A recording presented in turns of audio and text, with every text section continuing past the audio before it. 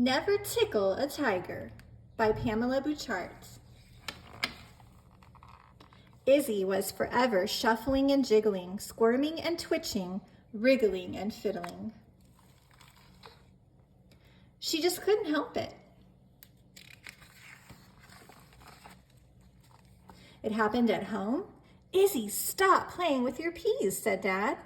At school, Izzy, stop painting your pigtails, said Miss Potterhurst.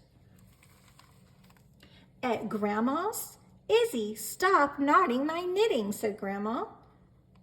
And as far as parties, well...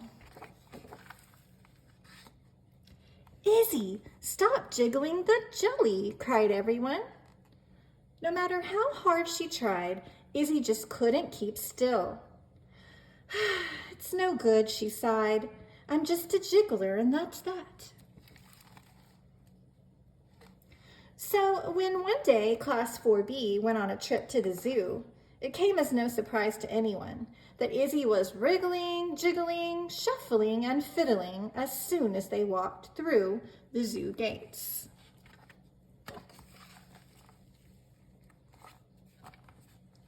Stop stroking the snakes, called Miss Potterhurst. Don't excite the elephants. Forget about bothering the bears. Don't mess with the monkeys.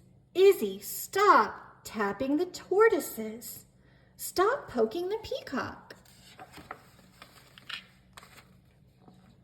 And never, ever tickle a tiger. At lunchtime, Izzy sat shuffling her sandwiches. It's so unfair, she said. I'm never allowed to do anything. And what's wrong with fidgeting anyway? Little did Izzy know that she was about to find out.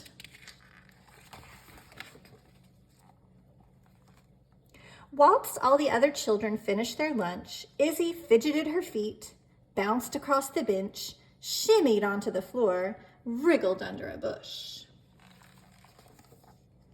skipped past an aviary, and danced along a path, all the way to a tiger enclosure.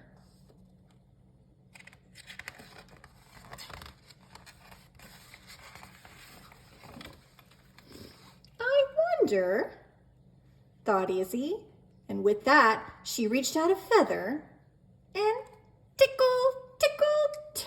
the tiger. Roar, roared the tiger. He threw his furry paws in the air, which broke a branch, which startled a snake, who bit a bear, who walloped a walrus, who splashed a sloth, who punched a penguin,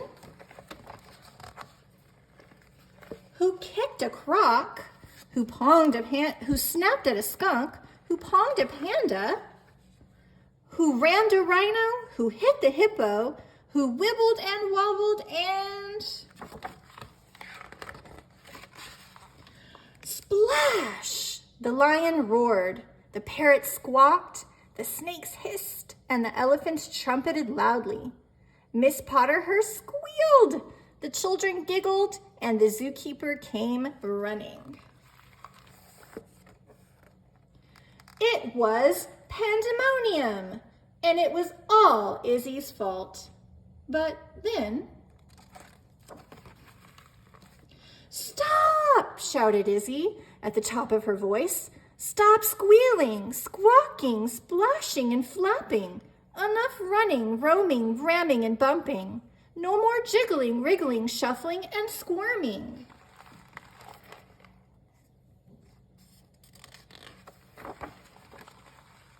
And guess what? It worked. The zookeeper stopped running. Miss Potterhurst stopped squealing. The children stopped giggling, and all the animals went back to their homes. And as for Izzy, you were right all along, Miss Potterhurst, she said. I'll never, ever tickle a tiger again. But What can be the harm of prodding a polar bear, she thought. The end.